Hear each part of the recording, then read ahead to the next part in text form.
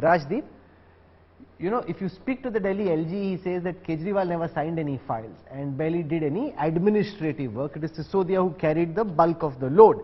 Now that Sisodia is not there, in your view, how does this impact the future of the AAP project?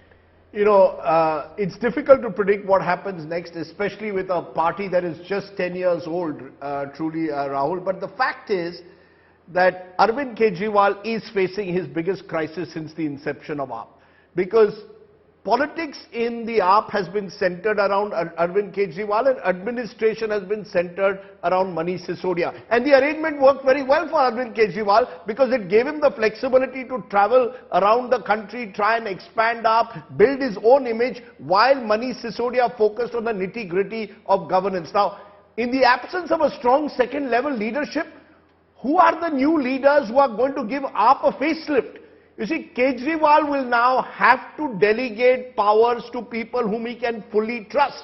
Now, his problem in the past is that he's been able to trust very few people. Manish was among the few that he implicitly trusted. They go back to his days as an activist and an NGO. In the absence of Manish, are there enough leaders who have the administrative skills?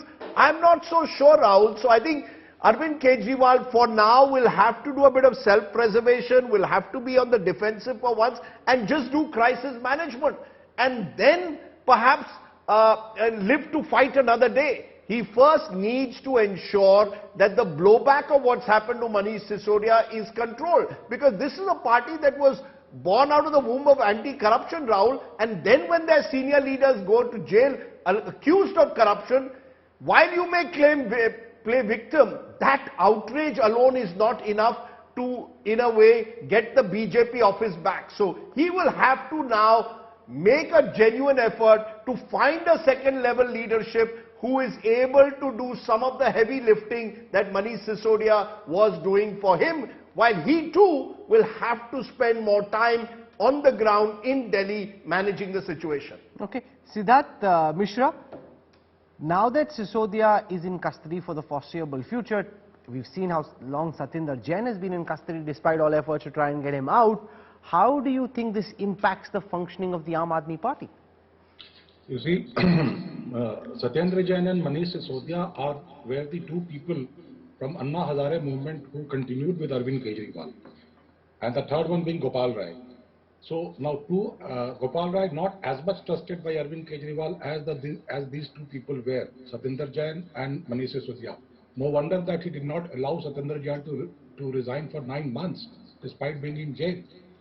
So with two trusted lieutenant gone, it's going to be very difficult. And as your news reporter said, that the departments are sought to be not distributed to Gopal Rai, who is again was part of the Anna Hazare movement, who's with Arvind Kejriwal, but there is a trust deficit somewhere that happens in politics.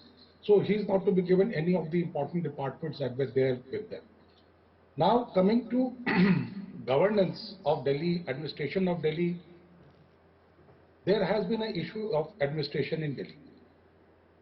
You see, Delhi cannot be governed by, in fact, the Lieutenant Governor who allowed the existence of the post of Deputy Chief Minister.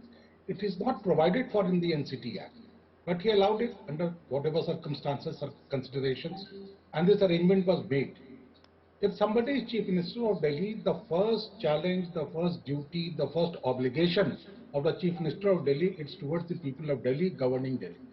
It's a matter of record, and it should be checked that how many times that, in a week that does Mr. Kejriwal visit Delhi Secretariat, the plush Delhi Secretariat building, earlier called the Players Building, better known as the Players Building, which was to be, a buzz of the government activities